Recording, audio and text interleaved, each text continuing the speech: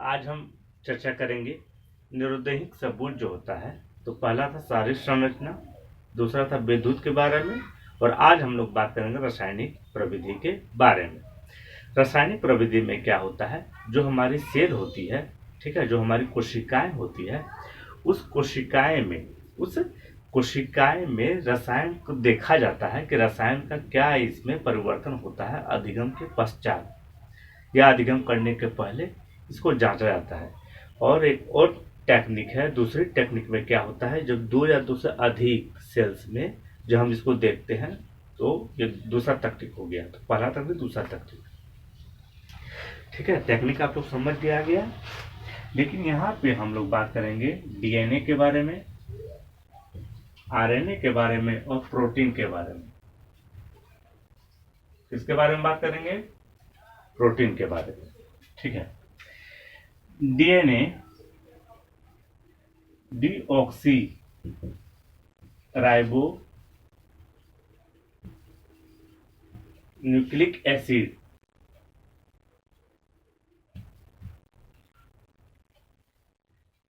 ठीक है, deoxy ribo nucleic acid, ये हो गया इसका फुल फॉर्म। अगर हम बात करें कि इसका क्या होगा आरएनए का, तो आरएनए का हो जाएगा राइनोक्लिक एसिड। अब प्रोटीन अलग है, ठीक है। तो खासकर रसायन में जो है, यानी आप कह सकते हैं मनोवैज्ञानिक लोग के अनुसार, क्या कहते हैं मनोवैज्ञानिक लोग, कि जो हमारा बुद्धि है जिसमें हम लोग स्मृति करते हैं और स्मृति के अंदर संचित करते हैं, क्या करते हैं, अधिगम करते हैं, स्मृति के द्वारा उसको संचित करते हैं। तो इन तीनों का उपयोग अत्यधिक होता है, इन तीनों का उपयोग अत्यधिक और महत्वपूर्ण, दैट मीन्स इंपॉर्टेंट है, ठीक है। ये कहना था मनोवैज्ञानिकों का, डीएनए, आरएनए और प्रोटीन। और सबसे ज्यादा फोकस अगर हम देखें तो ऐसा नहीं है कि डीएनए में नहीं किए हैं ये लोग, डीएनए में भी किए हैं, ठीक है। लेकिन आरएनए को देखेंगे एक स्टोरी के तहत। इसमें क्या हुआ था,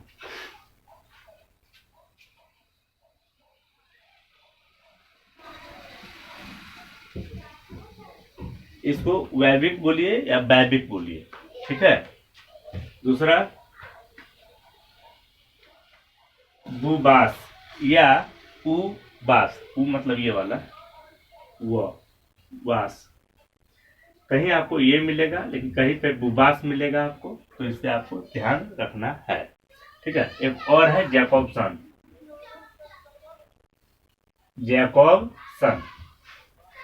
इन तीनों का नाम आपको याद रखना है, ठीक है। इन्होंने जो है एक चूहे पे प्रयोग किया था। किस पे? चूहा पर प्रयोग किया था। तो एक चूहा ये हो गया, एक चूहा ये हो गया, एक चूहा ये हो गया। तो फर्स्ट नंबर चूहा, सेकंड नंबर चूहा का समूह, थर्ड नंबर चूहा का समूह। इस चूहे में नॉर्मल यानी जनरल, जिसको कहते हैं नॉर्मल आरएनए, मतलब नॉर्मल चूहा का आरएनए को निकाल दिया गया, ठीक है। इसमें क्या किया, इथेन देके चूहे को मार दिया गया और मार के इसका आरएनए को निकाल लिया गया सुरक्षित, ठीक है। अब यहाँ क्या किया गया, इसी समूह में दो भागों में बांट दिया गया, यानी ये नॉर्मल है चूहा, यहाँ पे जितना भी चूहा है ना सब नॉर्मल है, जितना भी रेट है सब नॉर्मल रेट है, नॉर्मल चूहा है। इसको क्या किया, दूसरे समूह 8 घंटा के पश्चात, आफ्टर 8 आवर्स, ठीक है, 8 घंटे के पश्चात इसको जो है मतलब एक ही समूह को दो भागों में बांट के, ये जनरल था, नॉर्मल था, इसका आरएनए को निकाल के 8 घंटा बाद इसमें डाल दिया गया और 8 घंटा बाद इसमें डाल दिया गया, ठीक है, दूसरे समूह में। यानी एक समूह रखा नॉर्मल, दूसरा को मार दिया इथेन देके, चूहे को मार के आरएनए निकाल दिया, इसका भी आरएनए निकाल दिया, आरएनए निकाल के इसमें डाल दिया और इसमें भी डाल दिया, 50-50, मतलब अलग अलग हम कह सकते हैं, अलग अलग समूह को बांट दिया, डाल दिया। डालने के बाद क्या होता है, तो इसका परिणाम और उसके पहले का परिणाम हम आपको बताते हैं। इन्होंने क्या किया था, जो स्क्रीनर होते हैं उसमें स्क्रीनर, ठीक है ना, स्क्रीनर बॉक्स में चूहे को डाला गया और एक कटोरी दिया गया, और कटोरी में क्या होता था, एक क्लिक करते थे, क्लिक में एक साउंड होता था, मतलब एक क्लिक का साउंड करने के पश्चात एक कटोरी में उन्हें खाना दिया जाता था बदल बदल के, और वे सीख गए थे कि ये क्लिक हुआ है अब हमको भोजन मिलेगा। जो सीख गए थे तो इनको भोजन बदल बदल के दिया जाता था। ठीक है, तो किसको दिया जाता था, तो ये वाला जिसको ईथन दे के मारा गया। ठीक है, अब बदल बदल के दिया जाता था, ये सीख चुका था, इस बार ईथन दे के मार के आरएनए निकाल के, इसका ये तो नॉर्मल था, इसको सिखाया नहीं गया था, ये नौवीस था, नौ सीखिया था ये, हाँ ये सीखा नहीं था। अब इसका आरएनए निकाल के दूसरे चूहे में ट्रांसफर किया गया, 8 घंटे बाद, आफ्टर 8 आवर्स इसको भी डाल दिया गया। तो क्या परिणाम निकला, परिणाम यह निकला कि देखा क्या कि 8 घंटे बाद, कितना, 8 घंटे बाद जब चूहे को जब डाला गया आरएनए, अलग चूहे में जब डाला गया और इसको स्किनर बॉक्स में डाला गया और इसको भी स्किनर बॉक्स में डाला गया, तो जो चूहा को सिखाया गया था ना, उसका आरएनए को देखा क्या कि ये चूहा जो है बार बार कटोरी के तरफ जा रहा है, ये कटोरी की तरफ जा रहा है। तो मनोवैज्ञानिकों का, यानी ये बेबिस का और बुबास का और जैकबसन का, तीनों का यह मानना था कि आरएनए जो है एक बहुत बड़ा फैक्टर है, आरएनए बहुत बड़ा फैक्टर है कि वो सीखने के लिए, कि मतलब आरएनए को अगर हम डाल देते हैं, अगर किसी ज्यादा समझदार व्यक्ति का आरएनए कमजोर व्यक्ति में अगर डाल देते हैं तो वो काम करेगा, वो सीख जाएगा, उसकी कौशलता बढ़ जाएगी। ठीक है, ऐसा इन्होंने अपने परीक्षण में, अध्ययन में देखा। ठीक है, एक थे ब्राउट, कौन थे, ब्राउट। इन्होंने क्या किया, इन्होंने क्या किया, 1970 में इसका फुल समर्थन किया, 1970 में इसका फुल समर्थन किया। ठीक है, ये वाला समझ में आ गया, आरएनए का कहानी आ गया होगा आप लोग को। अब समझिएगा, ये वाला आरएनए का कहानी यहीं पे खत्म नहीं होता है।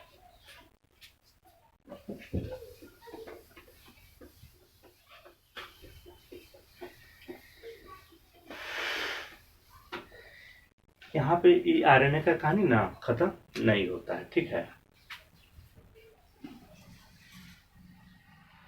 कैमरॉन का नाम सुने हैं आप लोग, 1958 और 1963, और दोनों में से कुछ भी देगा तो आप मार दीजिएगा, या दोनों दे देगा तो कोई बात नहीं है, दोनों मार दीजिएगा। 1958 और 63 में इन्होंने अध्ययन किया, कौन, कैमरॉन, और यही बात इन्होंने प्रूव कर दिया। एक ओल्ड मैन, और ऊपर से क्या, ये ओल्ड मैन था तो बीमार भी था, इल भी था, क्या था, इल, यानी दैट मीन्स बीमार, इल था ओल्ड मैन। इस ओल्ड मैन के मस्तिष्क में क्या किया, आरएनए डाल दिया, आरएनए डालकर इन्होंने प्रूव कर दिया कि नहीं, आरएनए जो है अगर किसी कमजोर का मस्तिष्क में अगर डाला जाए तो उसका भी मस्तिष्क अच्छा वर्क करने लगता है, अच्छा काम करने लगता है। ये प्रयोग के द्वारा, मतलब बूढ़े व्यक्ति में डालकर इन्होंने प्रूव कर दिया, ऐसा सोच सकते हैं आप लोग। ठीक है, अब देखिए आरएनए के बारे में बढ़िया समझ गए आप लोग। ठीक है, अब हम बात करेंगे ड्यूस का।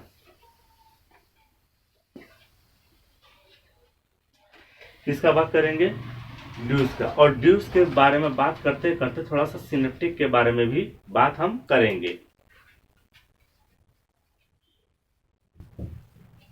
ड्यूस कौन है, यह ड्यूस है। इन्होंने क्या किया था 1968 में, कब, 1968 और 1971 में अध्ययन किया, और अध्ययन करके सिनेप्टिक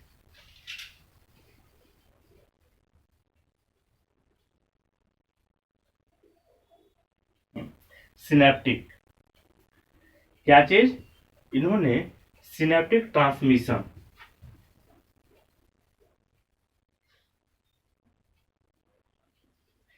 सिनेप्टिक ट्रांसमिशन को आप लोग जानते हैं कि इसको कहा जाता है संधि स्थलीय। अगर हम इसको लिख दें सूत्र युग्मनीय तो कोई दिक्कत है आप लोग को क्या? किन्हीं को दिक्कत होगा तो मान लीजिए कि दिक्कत नहीं होना चाहिए। यानी संधि स्थलीय मिले या सूत्र युग्मनीय मिले तो दोनों एक ही है, मान के चले आप लोग मान के चलिए। उसी तरह यहाँ पे अगर संचरण दे दें या अंतरण दे दें तो समझ लीजिए कि एक ही है। इसमें बहुत सारा कंफ्यूजन पैदा हो जाता है, जो हम समझाएंगे और बोलेंगे तो आपको कंफ्यूजन पैदा हो जाएगा। तो मान के चलिए कि संधि स्थलीय यानी सूत्र युग्मनीय और संचरण दैट मीन्स अंतरण यानी ट्रांसमिशन, दोनों का मतलब वही होता है ट्रांसमिशन। इसका भी मतलब वही होता है सिनेप्टिक। ये आपको थोड़ा सा नॉलेज रखना होगा,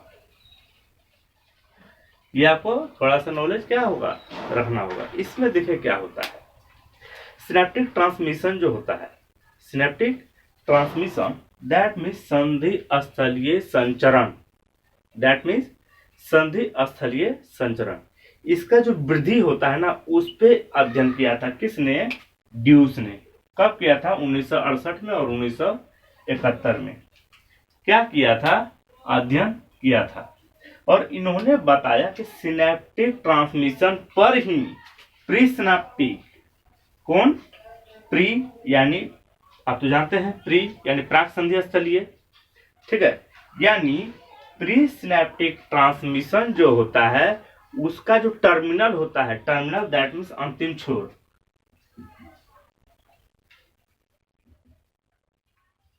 टर्मिनल, उसका जो टर्मिनल होता है, हम पढ़ाए हैं। मेरा पिछला वीडियो उठा कर देखिएगा, वीडियो नंबर तो याद नहीं है कितना वीडियो नंबर में हम डाले हैं, पर उसमें आपको सिनेप्टिक में मिल जाएगा आपको, ठीक है। तो उसका जो टर्मिनल होता है क्या होता है? टर्मिनल दैट मीन्स अंतस्थ, उसका जो अंतस्थ होता है, जो टर्मिनल होता है, उस पर वेसिल्स होते हैं। क्या होते हैं? वेसिल्स। क्या होता है? जो वेसिल्स होते हैं, ठीक है ना।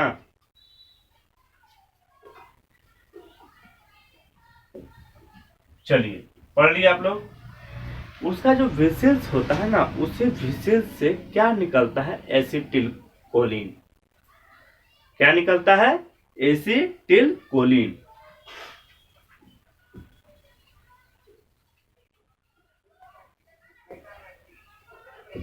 ठीक है, क्या निकलता है वहां से? एसिटिलकोलिन निकलता है। क्या निकलता है? एसिटिलकोलिन। यानी जो सिनेप्टिक ट्रांसमिशन होता है उसी सिनेप्टिक ट्रांसमिशन पर प्री सिनेप्टिक ट्रांसमिशन होता है। उसी प्री सिनेप्टिक ट्रांसमिशन का जो अंतिम सिरा होता है दैट मीन्स टर्मिनल जो होता है उसको अंतस्थ कहा जाता है।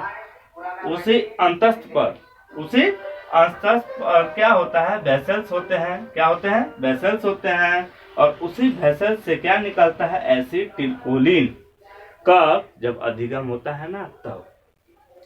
क्या होता है? जब अधिगम होता है ना तब इसी से क्या हो जाता है? इससे क्या हो जाता है कि मतलब तब ना pre synaptic transmission that means संधि स्थलीय संचरण बढ़ जाता है। क्या हो जाता है? बढ़ जाता है।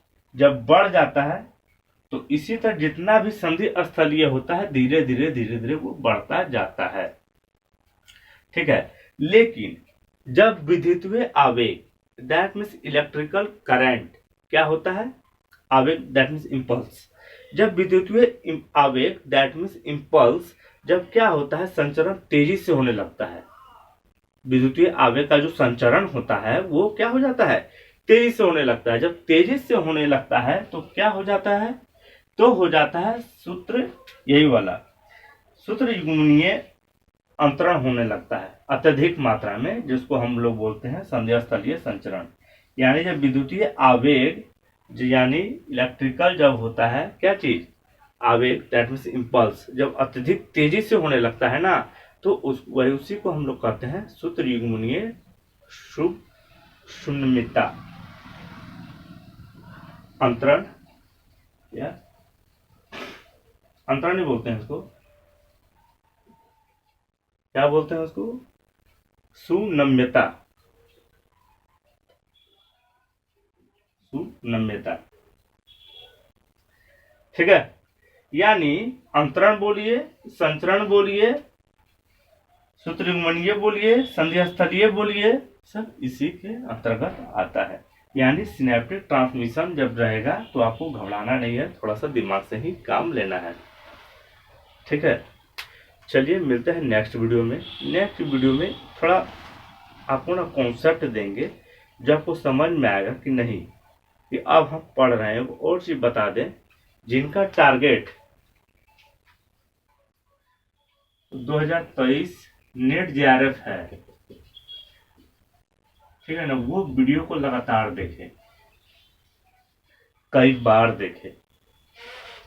जिनका एम 2023 है साइकोलॉजी नेट जेआरएफ, वो वीडियो को बार बार देखे, कई बार देखे, इतना देख ले कि मेरे बोलने से पहले, जब वीडियो में हम बोलते हैं उससे पहले ही आप बोल दे कि इसके बाद ये होगा। अगर ऐसी स्थिति आपके साथ उत्पन्न हो जाती है तो आप श्योर हो जाएं कि नेट जेआरएफ आपका पक्का है। जेआरएफ नहीं तो नेट तो पकड़ाएगा ही, अचीव कर सकते हैं आप। प्रोफेसर बनने के लिए इतना तो करना ही पड़ेगा। ठीक है, चलिए मिलते हैं।